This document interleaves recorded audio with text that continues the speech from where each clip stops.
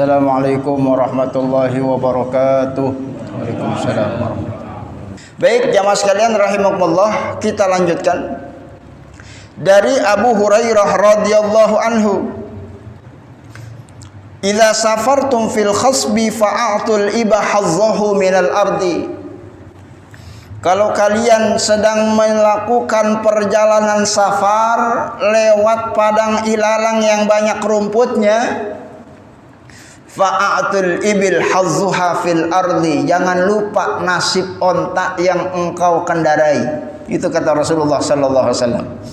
Ya, kita ketahui perjalanan safar di masa lalu itu kan naiknya naik onta.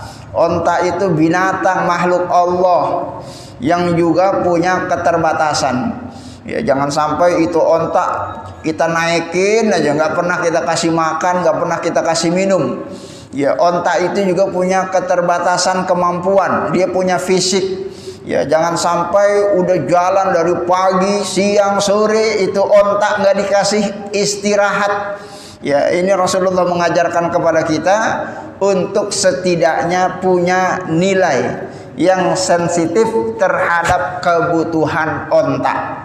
Jangan sampai ontaknya tersiksa karena terlalu letih melakukan perjalanan safar. Ya, ini luar biasa. Ya, agama kita makanya tidak perlu diajarkan tentang hak asasi manusia. Ya, orang hari ini ribut hak asasi manusia, Islam intoleransi.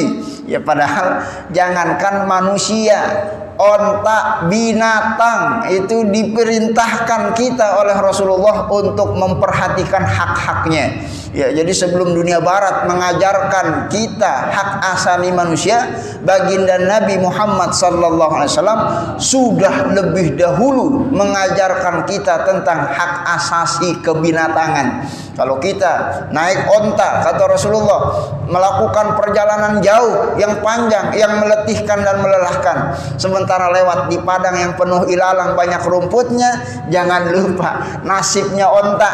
Kalau perlu diistirahatkan, kasih dulu dia makan, kasih dia dulu minum. Ya, sejenak diistirahatkan, baru kemudian kita melanjutkan perjalanan. Dan begitulah ajaran baginda Rasulullah sallallahu alaihi wasallam. Wa idza safartum fil jalzi fa asribu 'alaiha as-sayru wa badiru biha naf'iha wa idza arrastum fajtanibut thariq. Nanti kalau kalian ingin istirahat di tengah perjalanan, jangan kalian istirahat di tengah-tengah jalan. Fa innaha turuqud dawabi wa ma'wal hawami bil laili. Sebab jalan-jalan yang kalian telusuri itu kalau di malam hari itu tempat-tempat yang dipakai jalan juga oleh makhluk-makhluk Allah lainnya. Di antaranya adalah binatang-binatang melata, dan terkadang juga digunakan sebagai tempat peristirahatan binatang-binatang pada malam harinya. Ya, di sini ada larangan dari Rasulullah sallallahu alaihi wasallam. Ya, ini tentu berbicara dalam konteks masa lalu, ratusan tahun yang lalu, yang mana kalau orang melakukan perjalanan safar, ya kalau malam hari, kan zaman dulu belum ada rest area. Ya, mereka kalau mau istirahat ya bikin tenda. Ya, nanti bikin tendanya, istirahatnya jangan pas di tengah-tengah jalan. Karena di tengah jalan itu biasanya saat manusia lelap tertidur, ada binatang yang lewat, ular yang lewat, kalajengking yang lewat, yang biasanya lewat di tempat jalan setapak itu, sehingga kita tidak mengganggu jalan mereka, dan juga setidaknya kita aman ya dari binatang-binatang yang memungkinkan membahayakan dalam kehidupan kita. Begitu ajaran baginda Rasulullah sallallahu alaihi wasallam. Baik jamaah sekalian rahimakumullah, mungkin dalam konteks kekinian juga nanti bisa dikiaskan. Ya, artinya kalau kita ingin melakukan perjalanan safar, kendaraan yang kita gunakan setidaknya kendaraan yang memungkinkan menjadi teman perjalanan. Ya tadi kan kendaraan di zaman Rasul kendaraannya onta. Ya kalau kendaraan zaman kita kan bukan onta. Ya, bapak punya motor, bapak punya mobil, itu kan kendaraan onta kita di masa lalu.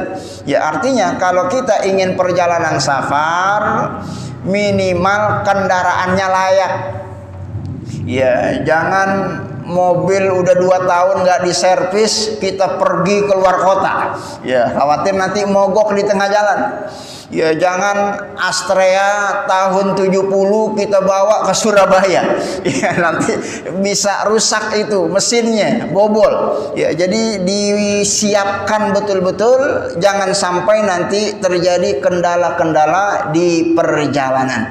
Ya jadi hal-hal yang seperti itu ini sudah diberikan edukasi oleh baginda Nabi Muhammad SAW agar perjalanan kita aman, agar perjalanan kita nyaman, dan insya Allah mudah-mudahan selamat sampai tujuan. Amin ya rabbal alamin. Ibadah Allah, berapa banyak kita baca berita terjadi kecelakaan itu gara-gara hal yang mungkin bagi sebagian orang ini masalah yang sepele. Ya gara-gara bannya udah botak, ya masih nekat aja dibawa keluar kota, akhirnya bannya meledak di tol, oleng, nabrak, akhirnya terjadi tabrakan beruntun. Ya berapa banyak kita lihat, ada belum lama itu Pak Ji, ingat beritanya, satu mobil truk Pertamina remnya blong. Coba, ini kan berarti tidak dikontrol remnya, pakem apa enggak pakem, udah diservis apa belum, sehingga terjadilah kecelakaan tersebut. Ya pada saat nasihat-nasihat baginda Nabi tidak diindahkan.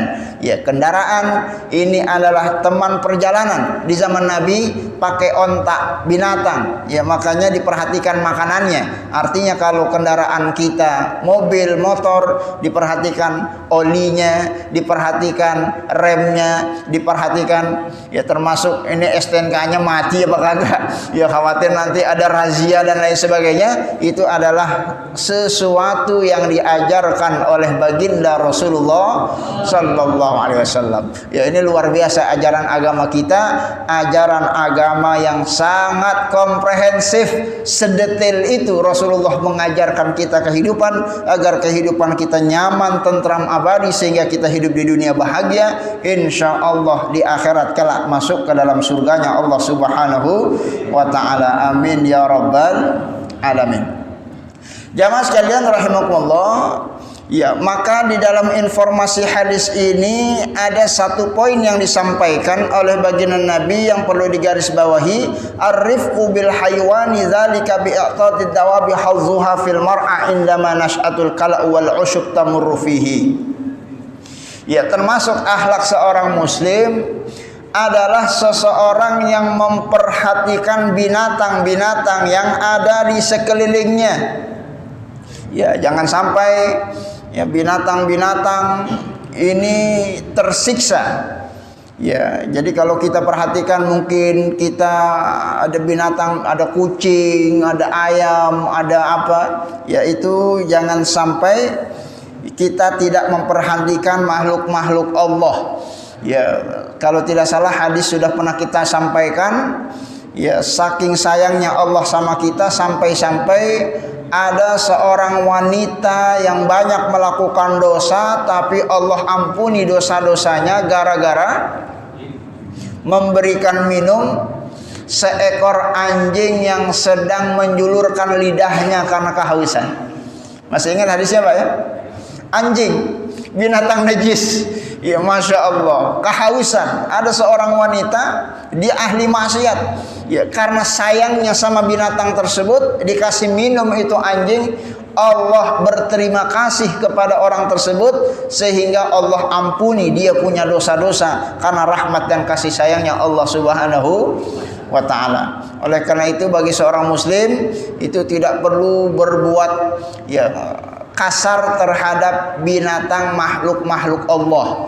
Ya, kecuali tentunya binatang-binatang yang membahayakan. Ya, kalau binatang-binatang yang membahayakan itu boleh dibunuh untuk melindungi jiwa kita dari hal-hal yang mungkin terjadi dari binatang-binatang yang membahayakan. Ya, tapi kalau binatang yang tidak membahayakan seperti binatang-binatang yang ada di sekeliling kita, ini jangan sampai kita siksa, ya, karena penyiksaan binatang itu adalah menyiksa makhluk Allah Subhanahu wa taala.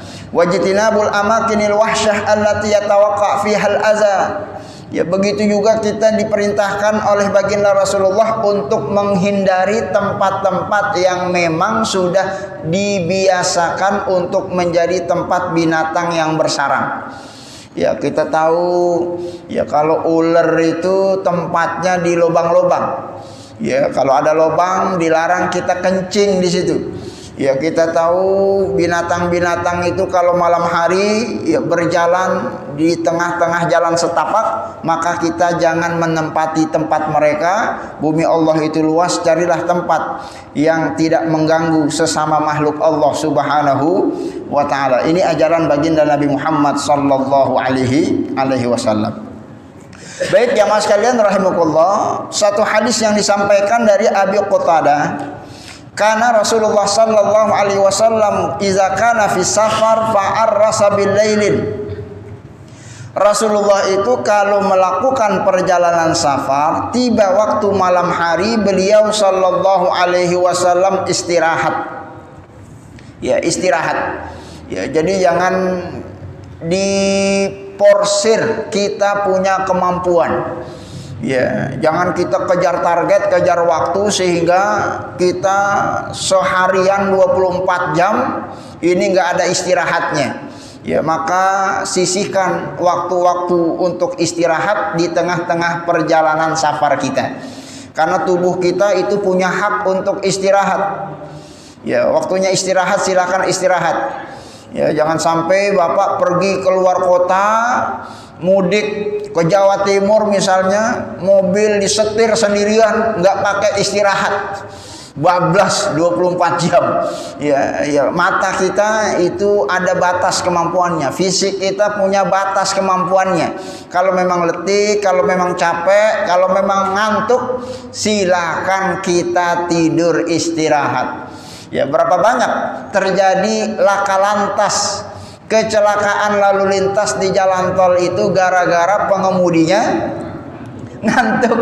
ngantuk, dipaksa nggak istirahat, akhirnya lepas kontrol, ya nabrak. Ini yang ingin ya ditekankan oleh Rasulullah, jangan sampai terjadi kepada diri kita, agar kita semua hidupnya senantiasa dilindungi dari malapetaka dan mara bahaya. Amin ya rabbal alamin. Oleh karena itu, kalau waktunya istirahat, capek, silahkan kita istirahat. Alhamdulillah ya di kita zaman ini hidup ada rest area di mana kita bisa beristirahat. Silahkan digunakan untuk istirahat. Karena Rasulullah pun saat melakukan perjalanan safar, ittaja'a ala yaminihi, beliau istirahat, tidur, dan tidurnya tetap menjalankan apa yang disunahkan. Ittaja'a ala yaminihi, Rasulullah tidur ya mengarah ke bagian kanan, sebagaimana kita tidur seperti kita tidur di hari-hari biasa. Ya, tidur ala Rasulullah, ya memiringkan ke arah ya kanan dan tentunya menghadap ke arah kiblat. Fa idza arrasa qubaila subhi, kalau Rasulullah masih kuat, malamnya nggak istirahat karena mungkin masih melek, masih seger, masih buger, ya Rasulullah tetap melakukan perjalanan safar. Ya, nanti menjelang subuh kalau beliau sudah letih, beliau istirahat menjelang subuh. Ya, bedanya istirahat beliau menjelang subuh, nasaba zira'ahu fawada'a ra'sahu ala kaffihi. Beliau membentangkan tangannya, lalu kemudian beliau tidurkan kepalanya itu di atas telapak tangannya. Gimana tidurnya berarti? Ya, begini tidurnya. Ya, kalau beliau istirahat menjelang sebelum subuh. Ya. Ya, itu hadisnya riwayat Imam Muslim. Wa qala ulama, para ulama menjelaskan kenapa kok Rasulullah tidurnya beda. Yang tadi kalau malam-malam tidurnya seperti biasa, lambung kanan di atas kemudian dihadapkan ke arah kiblat. Tapi giliran tidur menjelang waktu subuh, beliau tidur di atas tangannya begini. Ya, kata para ulama, innama nasaba zira'ahu li alla yastaghriq fin naumi, agar tidurnya ini setidaknya tidak terlalu pules. Ya, kalau tidurnya terlalu pules karena tidurnya tadi sebelum subuh, khawatir nanti subuhnya kesiangan karena kita lagi dalam melakukan perjalanan safar, badannya capek, letih, ya, sehingga kebablasan. Ya, maka faqunut salatu subhi ala waktiha, ya, agar tidak kelewat waktu subuh pada waktunya, maka Rasulullah tidur dengan model yang seperti ini. Ya, maka kata para ulama, istihbab an-naumi ala syakil aiman. Ya, kita dianjurkan untuk tidur seperti tidurnya Rasulullah sallallahu alaihi wasallam. Tidur seperti Rasulullah, bagian kanan itu berada di bawah syakil aiman. Ya, mengarahnya ke arah kiblat. Berarti palanya di mana? Di kiri saya, di kanan Bapak. Kakinya di kanan saya, di kiri Bapak. Kepalanya di sini. Ya, syakul aiman ada di bawah, tidurnya menghadap ke arah kiblat. Itu tidur yang sunnah. Ya, kalau Bapak tidur seperti itu, selama tidur berjalan argo pahala mengikuti sunnahnya Rasulullah sallallahu alaihi wasallam. Ya, ini sunnah yang sudah kita ketahui, cuman masalahnya diamalkan atau belum. Ya, ini sebagian kita kan kadang tidur aja begitu celentang. Ya, tidak menjalankan sunnah Rasul. Maka kalau kita mau tidurnya berpahala, maka perhatikan tidur sesuai dengan tidurnya Rasulullah sallallahu alaihi wasallam. Tidur di atas lambung yang kanan menghadap ke arah kiblat. Ya, cuman kan masalahnya berarti posisi tempat tidurnya harus disetting. Ya, betul Pak ya? Ya, kalau buat tidurnya posisinya ngadep sono susah juga kita. Ya, kalau tidurnya harus begini, ya berarti kan harus disetting yang kira-kira dengan settingan tempat tidur itu kita bisa tidur sesuai dengan sunnahnya Rasulullah sallallahu alaihi wasallam secara otomatis.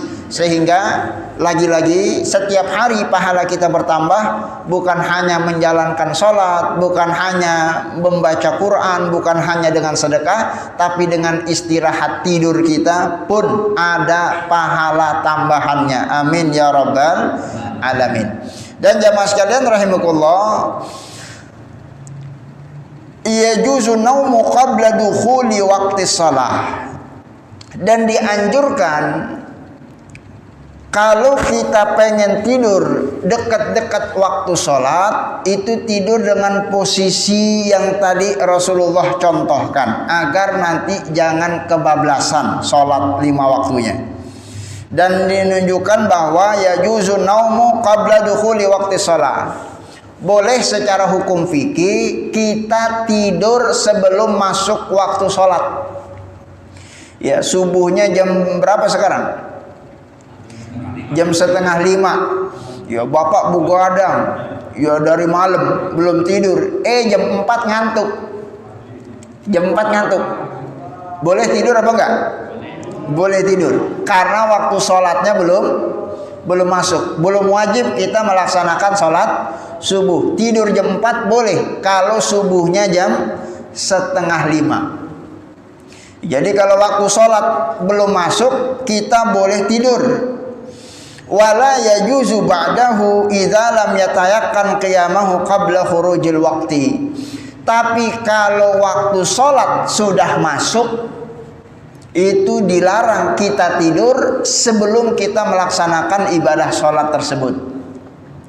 Ya, subuhnya 4:30. Ya, azan baru kumandang, bapak malah tidur.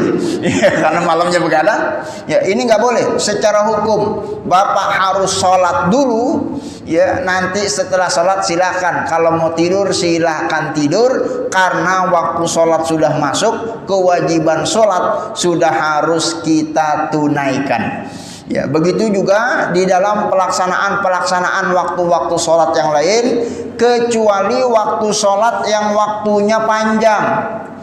Kalau waktu sholat yang waktunya panjang, idza lam yata'aqqan qiyamahu qabla khurujil waqti illa idza ghalabahun naum. Ya, maka kalau memang kita bisa pastikan bisa melakukan ibadah sholat di waktu yang sudah dibatasi, maka diperbolehkan. Tapi kalau kita tidak bisa melakukan ibadah sholat di waktu yang sudah dibatasi, maka tidak diperbolehkan. Ya, contohnya begini.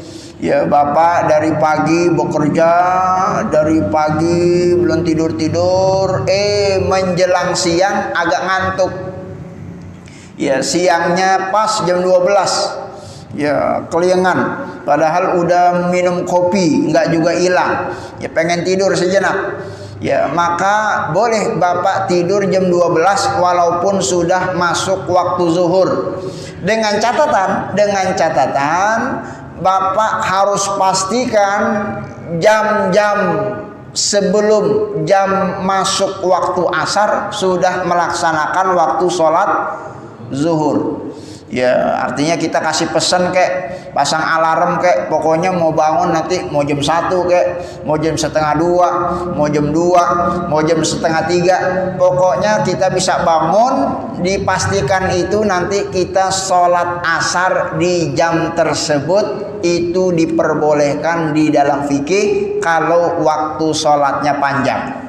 Tapi kalau waktu sholatnya pendek, ya tadi seperti sholat subuh yang sangat singkat, sementara bapak belum tidur, ya khawatir kebablasan, itu tidak diperbolehkan. Ya, termasuk nanti sholat isya, itu silakan saja. Azan isya, bapak pengen tidur misalnya, boleh dengan catatan nanti bangun jam 1 malam, bangun jam 2 malam, bangun jam 3 malam. Yang penting jangan sampai subuh. Nanti setelah bangun itu kita laksanakan sholat isya untuk menggugurkan kewajiban. Itu sesuatu yang diperbolehkan secara hukum fikih, insyaallah ta'ala. Ini hadis yang berkenaan dengan hukum fikih yang disampaikan oleh para ulama. Wallahu a'lam bisawab. Baik ibadallah, waktu sudah menunjukkan pukul 7. Sebelum saya lanjutkan, ada yang mau didiskusikan, ada yang mau dikonfirmasi waktu dan tempat, saya persilahkan kalau memang ada yang mau ditanyakan. Silakan tanya. Baik. Jadi hadis yang Bapak sampaikan itu mengenai tentang bumi itu dilipat pada malam hari. Ini hadis nomor 964 dari Anas bin Malik radhiyallahu anhu. Ini hadisnya belum kita bacakan, kita sampai hadis ini. Alaikum biduljah fa innal arda tutwa bil laili. Ya. Jadi dalam hadis diinformasikan bahwa kalian berjalanlah biduljah. Duljah itu disebutkan waktu-waktu menjelang malam. Fa innal arda tutwa bil laili. Karena di malam hari itu, malam-malam itu melipat-lipat bumi. Ya, ini artinya apa? Dijelaskan oleh para ulama, li'anna dawab takunu ansyat li burudatil laili. Ya, karena binatang-binatang yang dijadikan tunggangan itu kalau malam hari dia cepat jalannya sehingga dia mempersingkat waktu jalan yang bisa ditempuh di dalam perjalanan. Ya, dalam hadis ini disebutkan afadal hadis ihtistibabu sayru lailan fis safar wa khasatan akhirul laili idza kana a'wanu 'ala nasyati wa qat'il masafat. Ya, saya lanjutkan sebentar, waktu sholatnya sudah tiba untuk menjawab pertanyaan ini. Jadi dalam hadis ini betul apa yang Bapak sampaikan, dianjurkan untuk berjalan pada malam hari, karena pada malam hari itu bumi dilipat-lipat. Maksudnya dilipat-lipat tadi, binatang-binatang yang dijadikan kendaraan itu karena malam yang dingin, ya, dia mempercepat langkahnya sehingga jarak tempuh itu bisa dipersingkat. Ya, sehingga dianjurkan untuk berjalan menempuh perjalanan safar pada malam hari.